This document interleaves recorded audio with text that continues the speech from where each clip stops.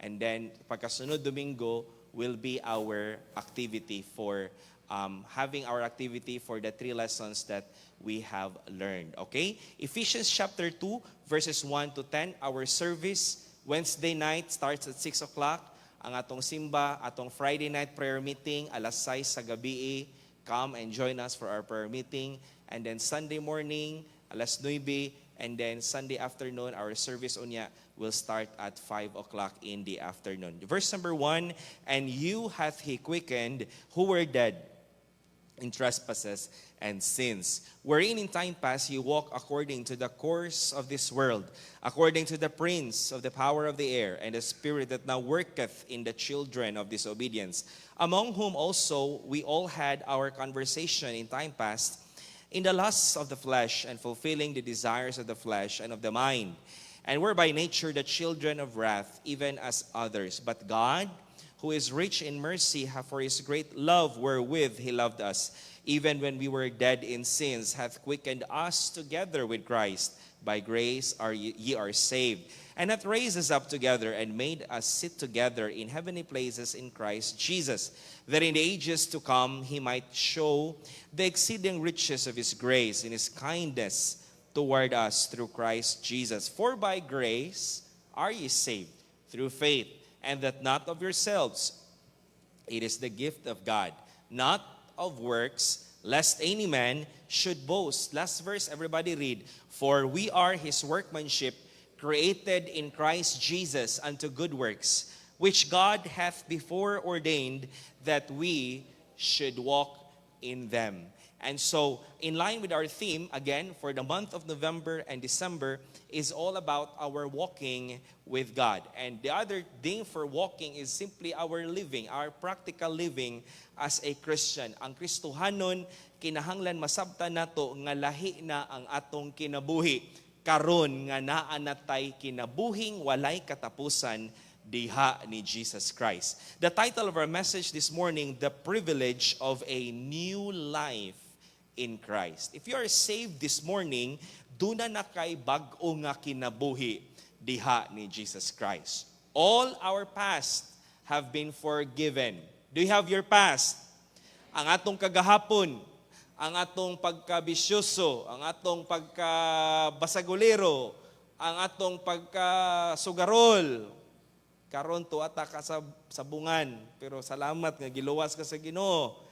Imbis sa sabungan, letter S, gyapon na ka sa simbahan. Di ba no? Sa una, ang imong dalon, bowl, kanang sa tuba, kanang basos tuba. Kisay mainom tuba, diribe, nakabalo. Di din mo angko ng mga manginumay tuba, ingon sila kanili sig inom tuba, mga palaigit doon yung sig inom tuba daw. Karon, Biblia na ang imong ginadala. Heavenly Father, I pray that you will bless this very simple message and speak to your people, Lord, of this new life, this privilege that you have given to us. And because of this, Lord, wala na'y luna, Ginoong Diyos. Wala na gyud gamayng luna, maskin gamay lang, Lord, nga mubalik mi sa among daan nga kinabuhi. Tabangi ang imong mga katawan, Ginoo, nga among masabtan. Unsa imong gihatag kanamo, og unsa mi sa niagi. Salamat kayo. Thank you sa among mga bisita. Thank you for MJ. And even, Lord, sa mga regular nga visitors, thank you, Lord, nga nakig-uban sila sa pagsimba namo diha kanimo. I pray that you will use us, use your word, Holy Spirit, magapamuhat ka. In Jesus' name we pray. Amen. And amen. You may be seated, please. This is the reason nga nung ang usa ka kinabuhi sa usa ka Kristohanon, we ought to live differently. We ought to live a different kind of life because now that we are saved, doon na natay bag-o nga kinabuhi. We already have a new life in Christ. And Apostle Paul detailed in the text that we have just read, unsa nga klase ang kinabuhi nato sa una, unsa ang klase nga kinabuhi nga gihatag sa Ginoo nato, and now that we are saved, how we should live and walk as a Christian. The Bible is very clear. We all know the verse, 2 Corinthians 5:17. Therefore, everybody, therefore, if any man be in Christ, he is a new creature. All things are past away. Are you not glad that all the old things are passed away? Ang mga daan nga mga butang ning labay na. Dili na kay kayo ng atong mga daang kinabuhi sa diang wa pa ta naluwas tungod kay gipasaylo na ta diha ni Jesus Christ. Behold, all things are become new. Gitigaan ta sa Ginoo og bag-o nga kinabuhi. A brand new beginning, a brand new slate nga taliwala sa kung unsa ta kadautan mo na mga kaigsunan, maski unsa pa kadautan sa usa ka tawo, kana nga tawo kung tinud-anay gyud siya nga naluwas, kung tinud-anay gyud siya nga nagdawat ni Kristo, pwede gyung gamiton sa Ginoo ang iyang kinabuhi. Nganuman kay ang daan nga mga butang ning labay na. Many people cannot believe. Hala, nagpastor na siya. Hala, na siya sa simbahan. Hala, kailangan ko na niya, kinsa na siya sa una. Have you heard people saying to you about that kind of statement? Nga naman, tungod kay duna na kitay bag-o nga kinabuhi. So for us to understand this privilege, mga kaigsunan, I will tell you this morning, wa nagay panahon nga mo balik pa ka sa imong daan nga kinabuhi. Wala nagay panahon pa nga mo balik ka sa imong pagkapalahubog. Amen? Wala na ni igong hinungdan, mga kaigsunan, igong rason nga ikaw mo balik ka sa pagpalayo sa Ginoo, sa imong daan nga kinabuhi. Giluwas na ka sa Ginoo. Ayaw na og balik sa kalibutan. Amen? The privilege of a new life in Christ. Una sa tanan, number one, we must remember this, that we have a hopeless past. Ang atong daan nga kinabuhi, wala gyud toy paglaom.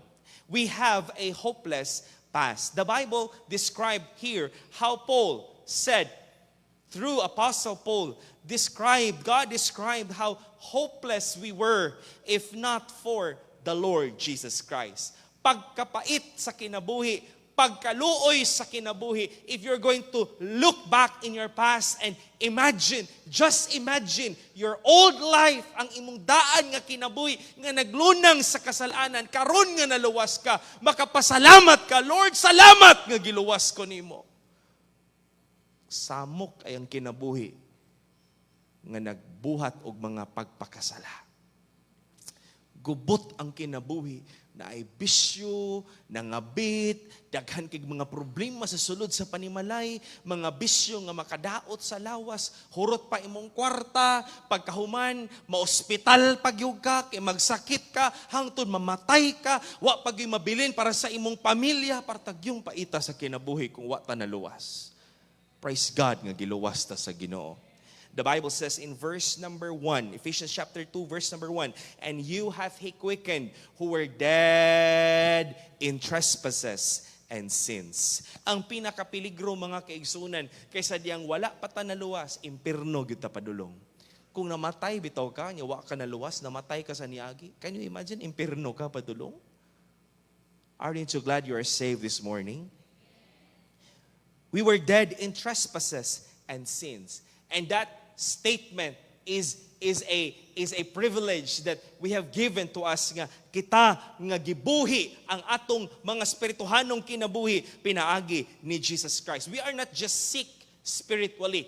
Wala ta nagmasakiton, mga kaigsonan, spiritually, kundi patay ta. Kabalo ka unsa ang patay? Ang usa ka patay, why paglaom? A dead man is a hopeless man. And here, the Bible describes that we are dead spiritually because of our sins and our trespasses. In other words, this morning, we are lifeless before Christ gave us a brand new life. And because we are dead, we have no ability to save ourselves. Munang dili gyud dawaton sa Ginoo, wala gyud tawo nga maluwas nga moingon siya, Pastor, magtinarong lang ko. Pastor, magsigil ako og simba para malangit ko. Pastor, magpatukod ko kapilya. Pastor, mangalawat ko kada adlaw. Pastor, muluhod ko gikan sa putahan padulong sa altar. Sa atong kaugalingong pagpaningkamot, we cannot go to heaven because we are lifeless. We are lifeless. Patay ta spiritually. We have no ability to save ourselves. apart from the imparted life of God in Christ Jesus. Every time I preach in a funeral and going to funerals, ang tao manghilak. Sa ang tao mamatay, minahal sa kinabuhi, muhilak. And you can feel the desperation and hopelessness sa mga buhi nga mga minahal sa kinabuhi. Kaya kung makakita na ganitag tao nga ibutang na sa lungon, that man is hopeless. Wagi pulos. Munang ilubong na lang siya. Ang termino, ibutang sa katapusang pagpahulay. Nganuman ang patay nga tao, wala na ipulos. Am I right? Muhila ka. Kaya ang hunahuna sa tao, dili na niya makitaan.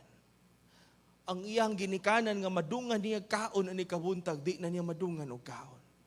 Ang iyang anak nga kuyog niya moadtog mga mall, dili na niya makuyog. Ang patay nga tao way gyud paglaom. Gingon ana pag-describe ang atong mga espirituhanong kinabuhi. Kung wala pa ta nang akon sa kaluwasan. Notice also this morning how our past life, not only we are lifeless, imperno ta padulong, ang atong daan nga kinabuhi, our past life also is governed by three powerful things. Gusto kong bumait pero di ko magawa. Di ba naikantaan na, no? Oh, gusto kong mag-diet pero di ko magawa. Ano man kay wa gyud tay gahom sa atong kaugalingon para mabag-o ta. Wala gyud. Sige kag ingon nga di na gyud ko mamakak. Di na gyud ko mamakak. Dili na gyud ko ingon ani. Kung sa imong kaugalingon lang dili gyud ka mabag-o nganuman. Dunay tulo ka butang nga naghawid sa kinabuhi sa tao. And this makes a person a prisoner of these three powerful things. Muna nga, ang atong gikinahanglan, ang kinabuhi diha ni Jesus Christ. The power of that life within us through Jesus Christ because of these three powerful things. Number one, atong masabtan ang unang nga gamhanan nga butang ang kalibutan. The world, the second is the devil, and the third one is the flesh. Ang atong unod. The Bible says in verse number 2, look at your Bible, wherein in time past, ye walked, ye lived according to the course of this world. Ang atong kinabuhi sa una, naglakaw ta sa dalan, sa kalibutan. The principles of this world that is anti-God. Muna nga ang tao sa una, wa pa ka naluwas. Inviteon kag simbahan. Ay, sunod na lang ng simbahoy. Di bitaw na mudagan ng simbahan. What kind of principle is that? That is anti-God. Adi ta maghatag. Uy, ngano maghatag man ta? Pobre na gani kay ko. Maghatag pagyug ko sa Ginoo. That's anti-God. Magkinabuhi tang balaan. Life is short. Mubo ra kay ang kinabuhi. Magpakasala ta. Kausara ta mabuhi aning kalibutan. Bay, inom bay. Kausara ka mabuhi aning kalibutan. You only live once. Tilawi! Prinsipyo sa kalibutan. Pero dulumtanan at tubangan sa Diyos. Munang ako ana imong kinabuhi karon, tigaan ti kag pahimangno daan, biyain na nga mga prinsipyo. Kalibutan na nga prinsipyo. Magkinabuhi ta nga dili na kinabuhi sa kalibutanon nga tao, kundi Diyos nun nga anak sa Diyos. The course of this world. Wala kay simba-simba sa una, wala kay ampo-ampo, wala ka nagunahuna sa mga espirituhanong mga butang, ang imong kinabuhi, sunsuon ka sa kalibutan, kung unsa ang sanina sa kalibutan, maupod ang imuhang sanina, kung unsa ang inistoryahan sa kalibutan, maupod ang imong inistoryahan, kung unsa ang mga kalihukan sa kalibutan, tuapog ka, relihiyoso kunuhay, musimba kunuhay, pero pag uli, magubog-hubog, mag-inom, mag-disco, pagka-Domingo, musimba na pod, kay nganuman, ang pagsimba, dili tinuod. Dili tininuod ang pagsimba, pagpakaaron ingnon lang. Para kuno makasimba. Pero deep down sa kasing-kasing sa tao, wala siya Ginoo sa iyang kinabuhi. That is the principle of the world. That is why this morning, gitigaan tag instructions sa Ginoo nga dili ta magkinabuhi susama sa kinabuhi sa mga tao walay Dios. The course of this world. And then the next one is the prince of the power of the air. And this is a clear reference of Satan, the devil, the enemy of the church, the enemy of God. That's why gitawag siya Satanas, kay Satan means enemy, kaaway, kaaway sa Kristohanon. He is our arch enemy, ang opposite sa pagkabalaan, ang opposite mga kaigsunan sa pagka-Diyosnon, ang yawa nga mo'y maglingla o magtintal sa tao mga kaigsunan into falling into temptation and into the perditions of sin. The Bible tells us in verse number 2, according to the prince of the power of the air, the spirit that now worketh in the children of disobedience. Ang tao, mga kaigsunan, rebelde sa Ginoo. Nganuman, tungod kay dunay espiritu sa yawa, nga mao'y maglihok sa utok o hunahuna sa tao, nga sangyawan nimo sa pulong sa Ginoo. Ma'am, sir, dawata si Kristo sa imong kasing-kasing. But the people would reject the gospel of our Lord Jesus Christ. They are rebellious to the word of God. They are rebellious to the gospel. Nganuman, dunay yawa nga nagbuta sa tao. Unang ayaw katingala, kung magwali ka, dili tanan mo tuon nimo. Ayaw katingala nga ni mag-share ka sa gospel, dili tanan mo dawat ni Kristo. Nganuman, tungod kay dunay invisible force working in the minds and in the hearts of men. Muna nga sa unang panahon, kung makahinumdum ka, gahi kay kag kasing-kasing, nganuman, gitabunan sa yawa ang imong kasing-kasing. Gitabunan sa yawa ang imong huna-huna, in whom the God of this world hath blinded the minds of them which believe not the gospel, lest the light of the glorious gospel of Christ should shine unto them. Ingon ana ka powerful ang yawa. Muna nga gahom ra gyud sa Ginoo, kung dunay maluwas dili na sa kamaayo mo wali sa magwawali, dili na sa kanindot mo pronounce sa magwali, kung dunay maluwas gahom na sa Ginoo. Why? We have no power to open the minds of the people, but the power of the Lord Jesus Christ. Pagkaluoy sa atong kagahapon, nahimutang ulipon sa kaaway, nahimutang ulipon sa yawa.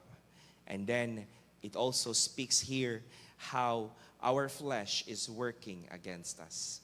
The Bible says in verse number 3, Ephesians chapter 2, verse number 3, among whom also we all had our conversation in times past, in the lust of the flesh. The word conversation is referring to our daily conduct, our behavior, our manner of life, our schedules, our itinerary sa atong adlaw-adlaw nga kinabuhi. And it speaks about how we lived daily. The Bible says sa atong kagahapon kuno, ingon ang Bible, ang atong daan nga kinabuhi naglakaw ta diha sa kaulag sa unod. The lusts of our flesh, fulfilling the desires of the flesh and of the mind. And we're by nature the children of wrath, even as others. And so, ang atong daan nga kinabuhi napuno sa pagpangulag sa unod.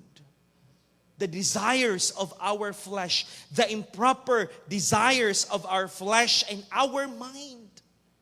Muna ang utok sa tao, mga kaigsunan, buhaton niya ang tanan para lang madato siya. Bahalag dili na insakto, I am going to do this because sa iyang huna-huna, dunay mga pangibog sa iyang huna-huna o sa iyahang unod. And notice what the Bible says, that our sinful and fallen nature, how hopeless we are.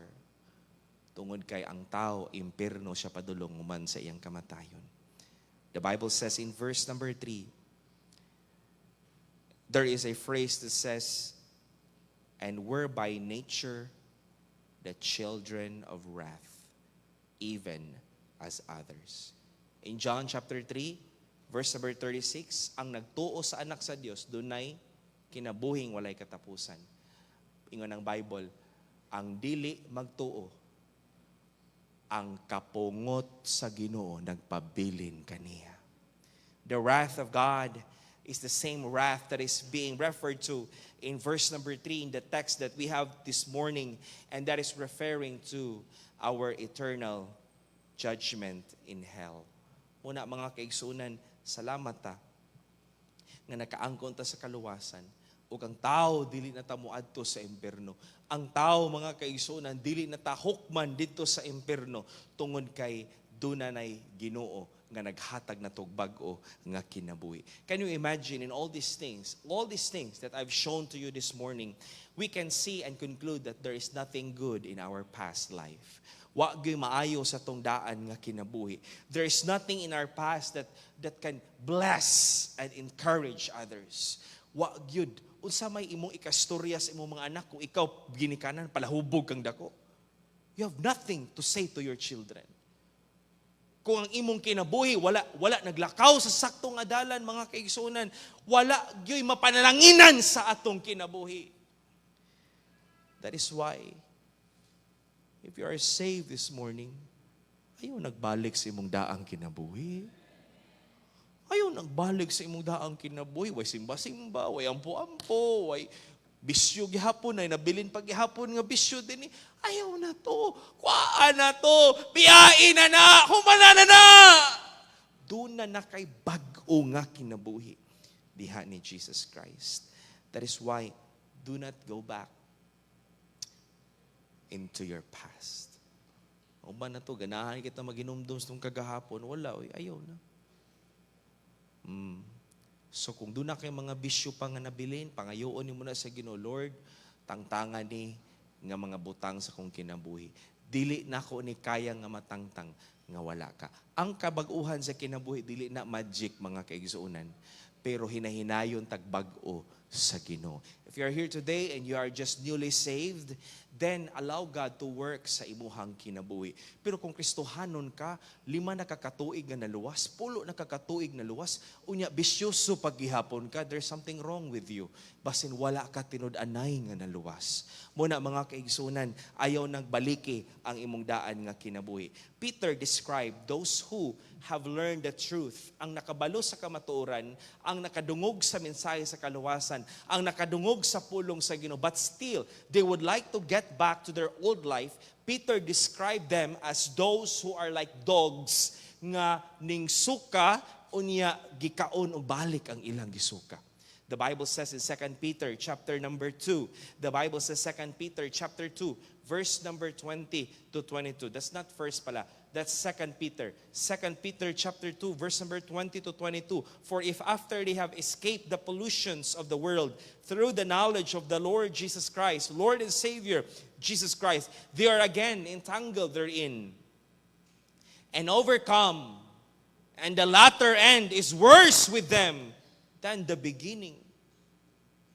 For if it had been better for them not to have known the way of righteousness, that after they have known it, to turn from the holy commandment delivered unto them. Pwede di ay nga ang usa ka tawo nga nakadungog sa pulong sa Ginoo, maski nakabalo na siya nga dili insakto, buhaton ra gihapon niya.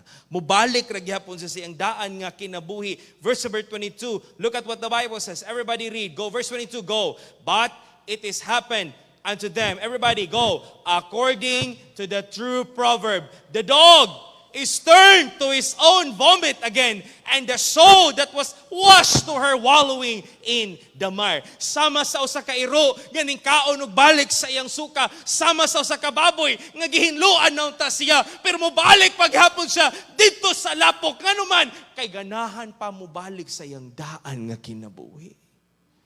If you are saved this morning, don't go back to your old life. Don't go back to your old friends. Old friends? Luwas ka? Unya ganahan pa ka magkikuyog-kuyog sa mga higalang nga way Ginoo? Luwas ka? Unya ganahan paghapon ka magbuhat sa mga butang, gihawas na gani ka sa Ginoo dinha. Unya ganahan pag ka mo balik. That's why the challenge this morning is this: maglakaw ta diha sa dalan sa Ginoo. We have a hopeless past. Hebrews chapter 10 verse number 38. Now the just shall live by faith. The just shall live by faith. Ang luwas magkinabuhi diha sa pagtuo. But if any man draw back,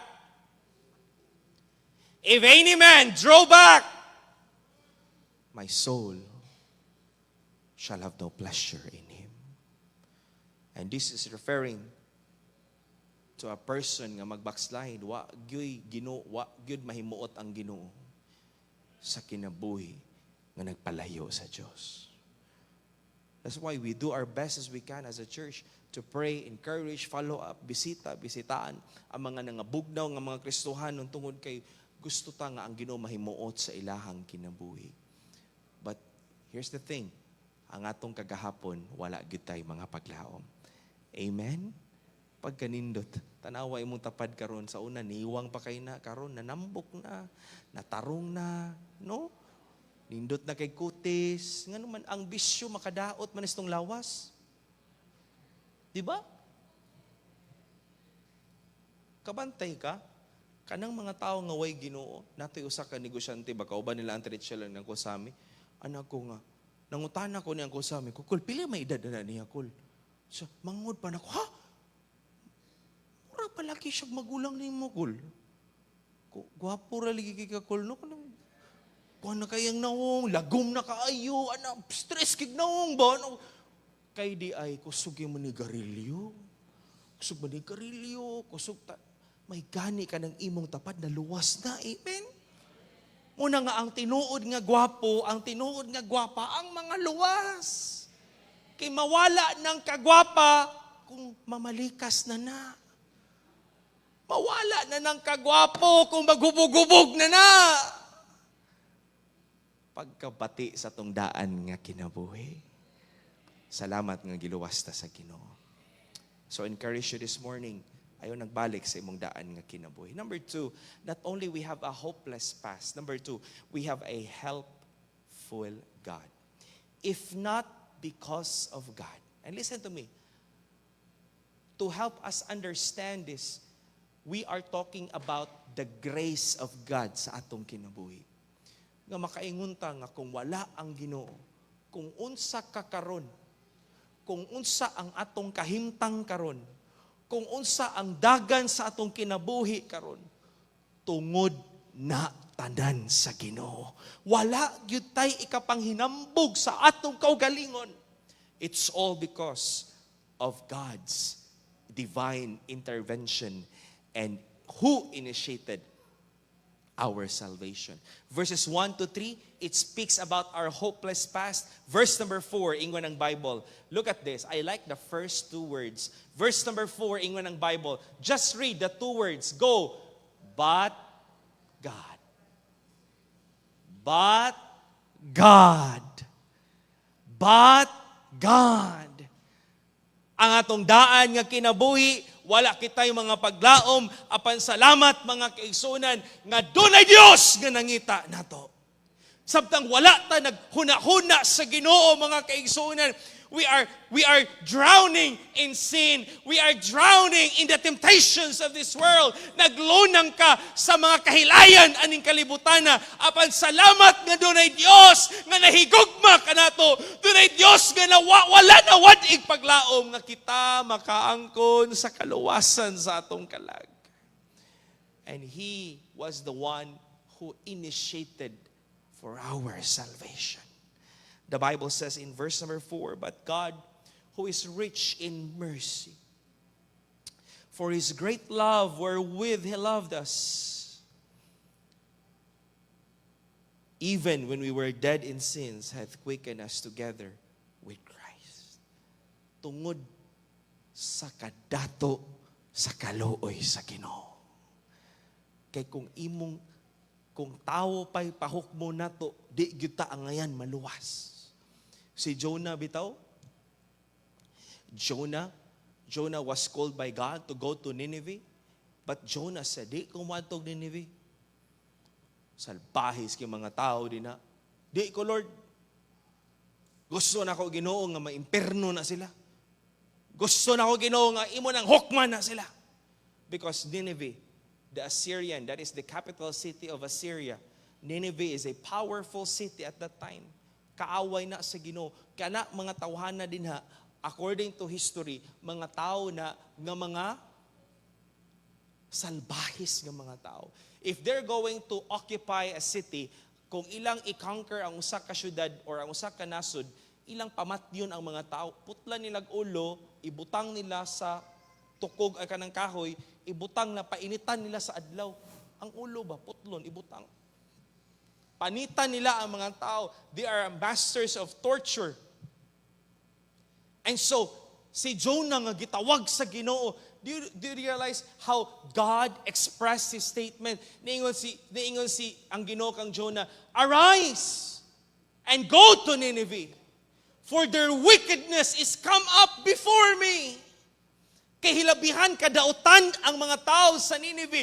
Pero si Jonah, mga kaigsunan, wala siya ning adto tungod kay ang iyang kasing-kasing gi-reveal in verse number 4. Sa dihang naghinulsol na ang mga tao sa Nineveh. Sa dihang wala gidayon sa Ginoo ang paghukom sa syudad. Nag-uol si Jonah nga naman. From the very beginning, he wanted them to be destroyed. Ningon ang Ginoo, niingon si Jonah sa Ginoo, "Lord, when the people repented," the Bible says in Jonah chapter 4, "and it displeased Jonah exceedingly." Og si Jonah murag batang way buot, tuwa siya dito sa gawas sa Nineveh, galingkod siya, kay gatagad siya nga bungkagon sa Ginoo ang syudad. Pagkahuman gatagad gud siya, kanus mo gud hampako ni sa Ginoo ng Nineveh, pero wala na dayon. Og gipatubuan siya og bit gourd. Tanom ba? Kanang tanom nga murag mukatay para mulandong niya. Tungod kay init kaayo ang Nineveh. In Nineveh is the modern day Iraq. Muna ang Nineveh. Init man na nga nasod. So gilandungan siya sa Ginoo ug nalipay siya. Kay at least nalandungan siya. Pero pagkagabi gipadalan sa Ginoo ulod ang tanom o gikaon ang tanom o kang tanom na layos. Pagkabuntag, gihapak siya, nasuko na sad siya, nganong namatay ang tanom. Ningon ang Ginoo, Jonah, kung naluoy ka sa tanom, angay kang maluoy, mas bilihon pa ang kalag sa tao kaysa tanom. And there, 120,000 children, ingon ang Ginoo kang Jonah, 120,000 nga children ang naa sa Nineveh nga gispare sa Ginoo. Why? Because sa atong pagkatawhanon mga kaigsunan, wa gyud ang ngayan natong higugmaon. Kung imo lang tan-awon ang bati sa atong mga tapad nato, kitang tanan do natay mga bati nga kinaiya, do natay bati nga kagahapon, do natay bati nga kilay, do natay mga bati nga mga make-up, do natay mga bati nga mga batasan, and we do not deserve that kind of love. I will tell you, grabe kadautan ng tao. Dili nung mabawan ang wickedness sa tao. Pero salamat, nagigugma ka sa Diyos. And that God, the invisible God, gipadala niya ang buktong anak mga kaigsuunan, kay ang buktong anak sa Diyos, siya ang grasya o kaluoy sa Ginoo sa atong kinabuhi nga pwede na unta sa Ginoong lunupod og otro ang tibuok kalibutan, pero gusto niya nga ang tanan maluwas. The Lord is not slack concerning His promise, as some men count slackness, but is long-suffering to usward, not willing that any should perish, but that all should come to repentance. Dili kalipay sa Ginoo nga maimpirno ang mga tao. Wala na himuot ang Ginoo kung ang tao magsagit dito sa impirno, mga kaigsunan. Po nagkitang mga Kristohanon, dili ta malipay kung ang mga tao, mga kaigsunan, mo reject sa maing balita sa kaluwasan, mag-uol ka dapat. Po nang ayo, bantay lang ka, impirno gyud ka padulong, birisin nimo. Dili na mo'y kasing-kasing sa Ginoo. Ang kasing-kasing nato nga mahigugma ta sa mga kalag nga nangawala. Because that is the heart of God. In our past life, wa gyud tay kinabuhi, separated ta sa Ginoo, nahimulag ta sa Ginoo, apan tungod sa kadato, sa kaluoy sa Ginoo, ug sa gugma sa Ginoo. Notice what the Bible says, that we were united together. Di ba nahimulag ta sa Ginoo? Si Adan ug si Eva gipapahawa sa Garden of Eden. Pero sa dihang ang tao mga kaigsuonan, nagdawat ni Kristo sa iyang kasing-kasing. Siya napasiguli sa Ginoo. Dili tungod ni Mary. Dili si Mary ang makapaduol nimo og sa Ginoo. No sir, no ma'am. Ang makapaduol nato, ang makapasiguli nato, dili ang inahan, kundili si Jesus Christ. 1 Timothy chapter 2, verse number 5. Please, palihog ko. 1 Timothy chapter 2, verse number 5. For there is one God. 1 Timothy chapter 2, verse number 5. Everybody read. Everybody go. For there is one God and one mediator between God and men. Who? The man, Christ Jesus. Siya ang makapasiguli nato, mga kaigsunan mo na nga, ang imong tawagon, dili bisan kinsa nga ngalan, kundili ang ngalan ni Jesus Christ. For whosoever shall call upon the name of the Lord shall be saved. Why? Nobody can reconcile you. That separated us. No one can unite us with God. Only His Son, Jesus Christ. Muna ningon ng Bible in verse number 5. Notice the word together. It is repeated 3 times. Verse number 5, even when we were dead in sins, hath quickened us together with Christ. Namatay ka, gilubong ka, o nabanhaw ka, kuyog ni Kristo. Verse number 6, ingon ng Bible, and hath raised us up together and made us sit together in heavenly places in Christ Jesus. We share the resurrection power of Christ. And we share His ascension to heaven. Ingon ng Bible, luwas ka. Kung ang tao nga naluwas, naglingkod ka sa langit doon nga mga dapit, kuyog ni Kristo. Muna nga, ang tao nga doon ay Kristo, sigurado gyud nga langit gyud sa padulong.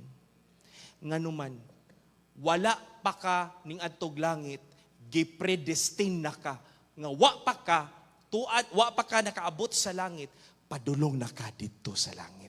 Muna nga ang Kristohanon, paminaw mo, kay padulong man tag langit, magkinabuhi tang langit nun. Amen? Muat padulong man tag langit, ang tao nga padulong og laing lugar, magpractice gyud na siya unsay iyang buhaton dito. Mag-travel bitaw tag laing nasod, magpractice man ta. Unsay inistoryahan, tingkiwaha kaayo. Arigato gozaimasu. Katawaan pa jud ko sa kong asawa ning mo istorya ko. Binuangan pa jud ko sa kong asawa ni mo kanang magpasalamat ka ba? Arigato, ana porota na anad ana yung ana ba no? Arigato, merisi ka ana. Kiwa kay istorya, arigato gozaimasu. Oh, kiwa kayo istorya. Mag-practice ka ko. Annyeonghaseyo. Kamachika? Mag-practice yung ka. Why mo atog Amerika nga di mag-practice yung in English? Mag-practice yung kag in English. Ito nga naman. Because you're going to go there into a different place. Muna mga kaigsunan, sa dihang giluwas ta sa Ginoo, gitigaan tagbala ang Espiritu, o hinay-hinayong tagbag-o sa Ginoo mga kaigsunan, kay kabalo ta nga lahi na ang atong destination. We are going to heaven. We are going to sit in the heavenly places of Christ. Through Christ Jesus. Then, mga kaigsunan, we see nga ang dako nga katuyuan sa Ginoo, nganong giluwas ta diha kaniya, is for us to become trophies of the grace and the mercy and the kindness of our Lord Jesus Christ. In other words, this morning, ang kaluwasan, dili ang tao ang mahimaya. Ang kaluwasan, way laing mahimaya, ang ngalan sa Ginoo. The Bible says in verse number 7, look at your Bible, that in the ages to come, and that is eternity, He might show the exceeding riches of His grace in His kindness toward us through Christ Jesus. Pagkanindot sa Dios nga nagluwas nato. Kitigaan, pakitaan ta niya sa iyahang kaayo. That is why, wala gyoy angay nga mahimaya sa atong kaluwasan ang Ginoo ra gyud. Dili gyud pwede nga maluwas kag pagtinarong. Dili gyud pwede nga moadto kag langit kay buotan ka. Kay ang himaya wala na sa Ginoo, naa na nimo. Dito sa langit way makaingon, ako buotan kay ko Brad. Ako Brad. Grabe kay ko Brad. Ako ang number 1 supporter sa mission sa musimbahan. Mura na akong langit. Kabalo ka nga, Brad, namatay ko Brad, gabit-bit kong silig Brad. Kay nanilhig ko. Na-stroke na lang ko sinilhig Brad. Grabe ko, kugihan kay ko manilig Brad. Ako sis, kabalo ka nga nalangit ko sis. Anig World Missions Conferences. Tulog kagabi, iwa ko'y tulog-tulog. Ingon anak ko ka-dedicated sa Ginoo. Way mo adtog langit nga mo na yung mugawas nga pulong sa iyang baba. Kay ang mo adtog langit, wala ra gid siya. Gikaluy-an ra gid ta sa Ginoo. Mo nang naataan ni nga dapit. Why? If it is because of the help of God. That's why iningon ng Bible, for by grace are ye saved through faith. And that not of yourselves. It is the gift of God. Verse number 9, not of works, lest any man should boast. Wala ra ba'y hambugiro nga makaabot og langit? Amen? Una nga, diri pa lang daan, practice na tadaan, kaya mo adto matag langit, ay napaginambog, amen? Hilom lang good. Ay na lang good, pagpatakag post din ha good, hilom na lang good ka, ano na lang good. Mas may nang way makaibalo sa tong kinabuhi, kay way manghilabot na to, no? Kaya kung magsige tag post, it attracts negativity. Mag-attract siya. Istoryahan man ka, makabalo ni nun sila. Kidnapo na hinoon ka. Uy, daghan na gini kwarta si Manang, no? Sige, lagi ni siya ugwan ay. Murag daghan gini siya kwarta. Bi atong tulison, bi. Looy ang tulisan, kay way makuha ni Manang, no? Mga kaigsunan, wa kita ikapanghinambog. Sa atong kaluwasan, it's all because of the help of God. But God, who is rich in mercy, and His great love, wherewith He loved us. I like the song, Love Lifted Me. Love lifted me. When nothing else could help, love lifted me. Love lifted me. Love lifted me. When nothing else could help, love lifted me. Because if you're going to ponder on the love of God, layo ra ang gugma sa asawa ug bana sa gugma sa Ginoo. Kaning gugma sa asawa ug bana ay ambot na lang mo palya usahay, no? Mawala gyud imong love kung imong bana di ka panotbras, no? Mawala gyud. Pero salamat nga sobra pa niana ang gugma sa Ginoo nato. This morning we have a helpful God. And number 3 and the last, we have a higher purpose. Now that we are saved, now that we are given a brand new life, gitigaan ta sa Ginoo og nindot nga katuyuan tumong sa kinabuhi. Now that we are saved, dili lang ta nagkinabuhi samas tong kinabuhi sa una nga mumata, mukaon, matulog, mo trabaho, mukaon, matulog. Mumata, mo atog ATM, kinabot ng bonus ron, then mo atog Robinson, pagkahuman, enjoy gamay, kinaibag-o nga napalit, then matulog. Dayon, the same cycle, over and over again, hangtod kang mamatay. No, giluwas ta sa Ginoo, gitigaan ta og bag-ong nga tuyo sa Ginoo, tumong sa kinabuhi.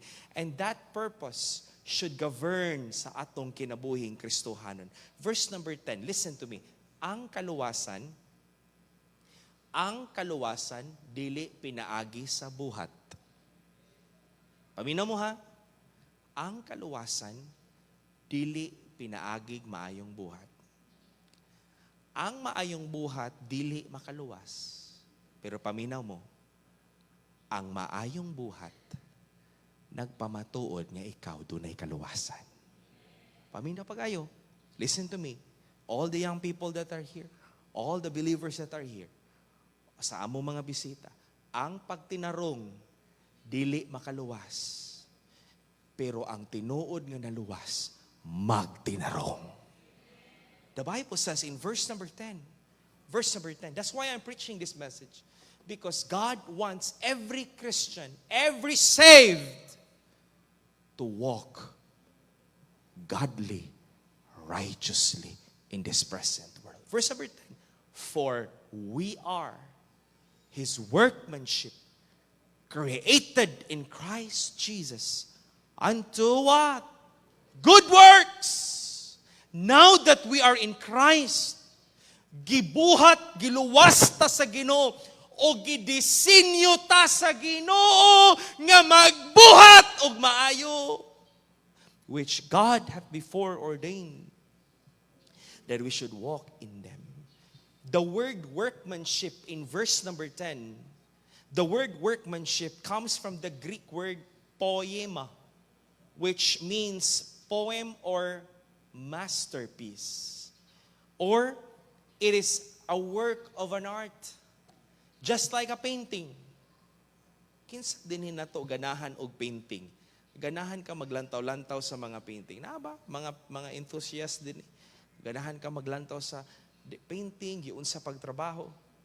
Well, if you have been, we've been kami ni Mrs. one day sa amo ang mga among buhaton sa Manila, tunto ami, basta mahuman mi sa amuhang mga, ako mahuman ko sa kong exam sa law school, si Mrs. mahuman sa iyang mga kwan niya, napo siya mga time nga mag-day off siya, manglakaw mi, mulaag mi, and we went to, sa kanito, museum to no? Nay museum dito sa Manila nga, dito ang mga painting, pagkaglindot sa mga painting. And for the first time in my life, I've seen the painting of the famous Juan Luna. Kana si Juan Luna, classmate na ko na sa una, no? Na si Juan Luna, a famous painter. And for the first time in my life nga nakakita ako sa dako kay niya nga painting nga gitawag og Spolarium. Next slide please, Spolarium. And I've been there and wow, daghan kay mag-picture, mapadapli nilang goga kay maapil ka. Daghan kayong tao and sa tanan nga mga dapit, mga kaigsunan, ang mga tao, gid-ma-amaze ka. Murag gamay kay na siya tan-awon ha, pero pretindang dako. Look at the person nga nadi sa kilid. Pretindang dako sa painting. And ma-amaze ka. Giun sa pagtrabaho, ma-amaze ko. Kay wa gyud koy anang art. Ako ganahan kog art, pero ang art di ganahan ako. Drawing siguro kanay mo tapad, ma-amaze ko ba kay na yung mga tao, kabalo siya, and yung pag-drawing sa iro, kita di mo kabalo mo drawing iro. Kaya ang iro na to, maramang di iro. Pero ma-amaze ka sa mga detalye sa ilahang pagpintal, giunsa nila nga ingon ana ang mugawas nga texture. And I tell you, this is one of the expensive paintings in the Philippines. Nothing is more expensive and famous than the painting of Mona Lisa. The painting of Mona Lisa in Paris. And I will tell you, one of the coveted paintings in the whole world that would cost hundreds of millions of dollars. Kana nga painting, isa lang kabo. Ning mahal na siya tungod kay usa ka adlaw kana nga painting gikawat na siya. Gikuha siyang frame then gitaguan. Pagkahuman ang nagkawat, iyahang gibaligya ang painting sa usa ka painter enthusiast. Pagkahuman, gisumbong siya. Munang nabalik ang painting ni Mona Lisa. One of the most expensive paintings in the whole world is the painting of Mona Lisa. I just can't imagine makaadto ka na nga dapit. Sa usa ka gamay lang kaayo nga binuhat sa tao, ma-amaze ka how the painter works in his hand. And just like an artist or a painter who crafted a wonderful masterpiece of painting or an art, mga kaigsunan, listen to me, wala ka giluwas sa Ginoo for nothing.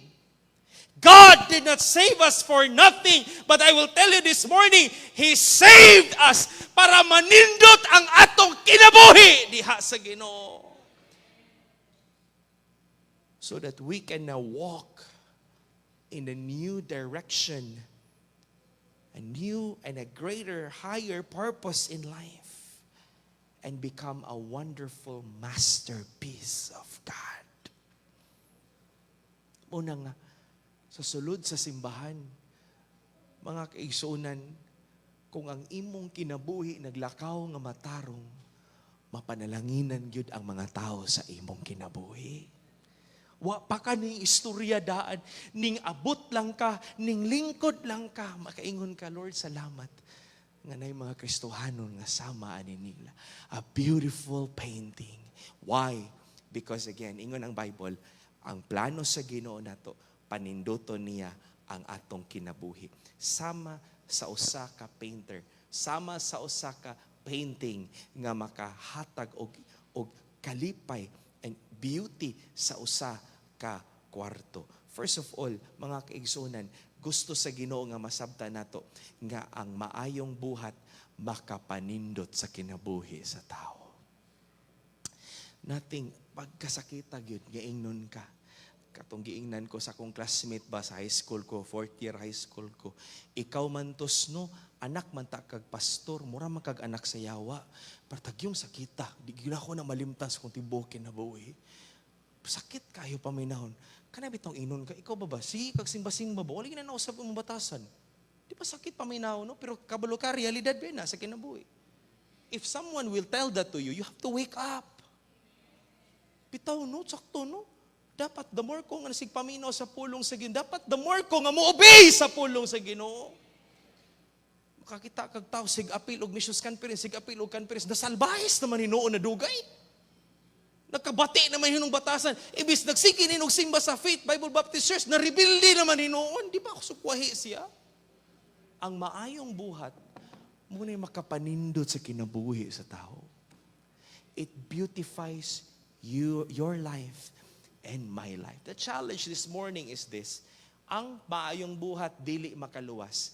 Pero ang kinabuhi sa tinuod nga luwas, daghan na siyag maayong buhat. Matthew chapter 5 verse 16, the Bible says, "Let your light so shine before men."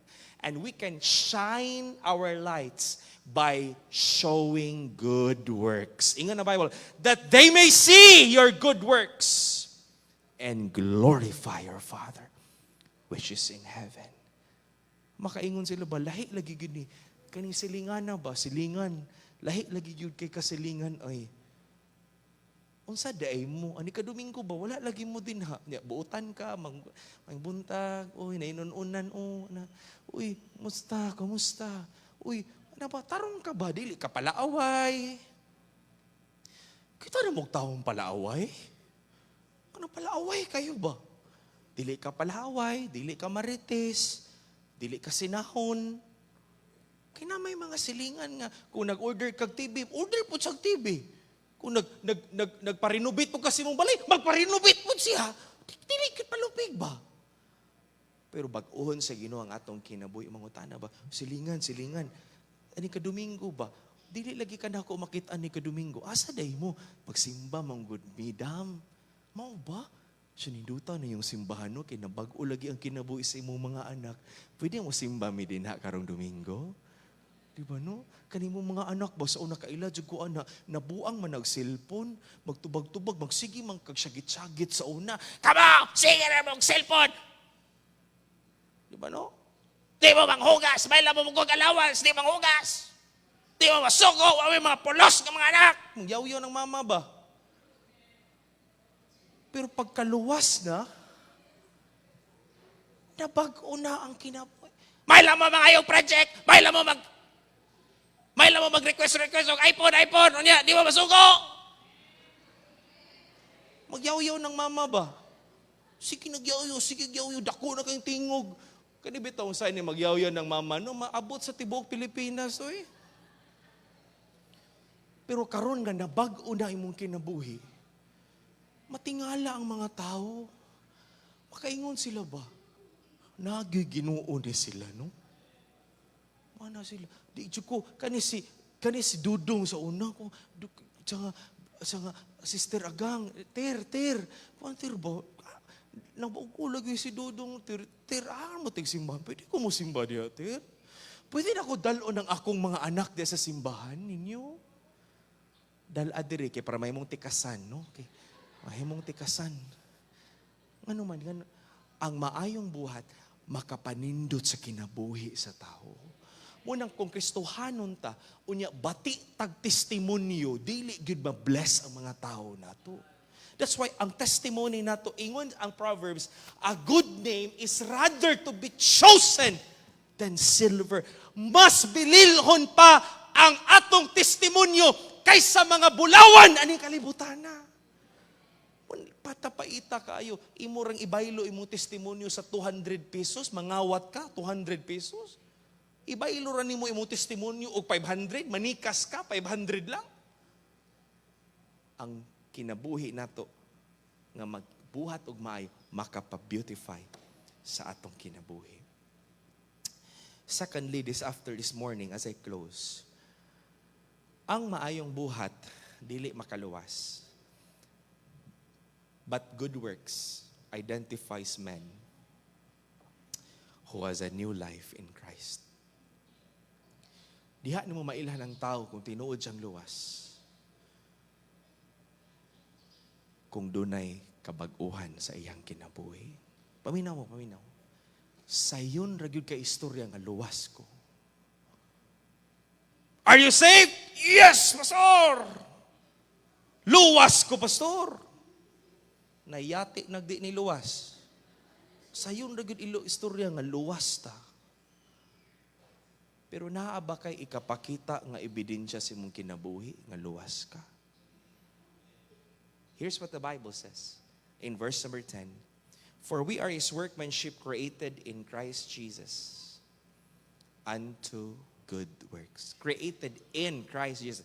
If you are in Christ Jesus, you are created unto good works. In other words, this morning, dili pwede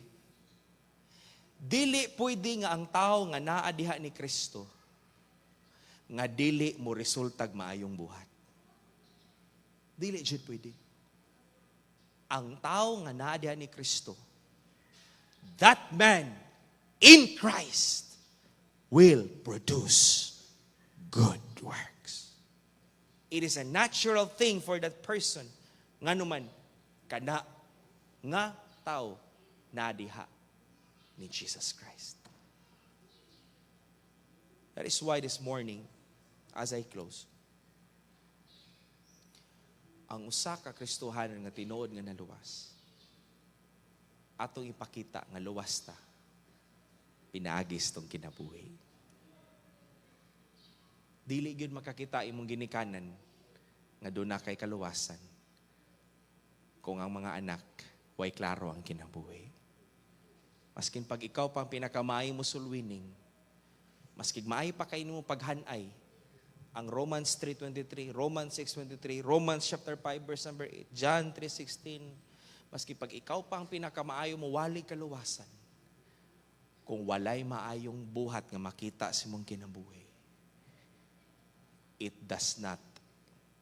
is not an evidence, or you have no evidence nga ikaw na diha ni Jesus Christ. Sa yun rin kay istorya, ako doktor ko.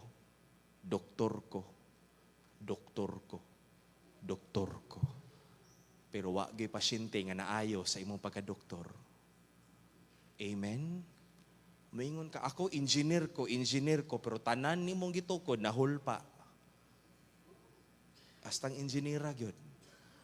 Ako, chef ko, chef ko. Pero sa imong pagka-chef, imong pag-ingo pagka-chef, wa gyud naluto, maskin isa. Lisod kay Kristohanon ta. Pero taman ra sa ngalan, wala sa tong kinabuhi. Daghang mga Kristohanon ngayon ada. Daghan sa mga churches, mga evangelical churches like that. The word Christian is only a title, not a life. Pag Domingo, pagka-Lunes, yarok na po dito.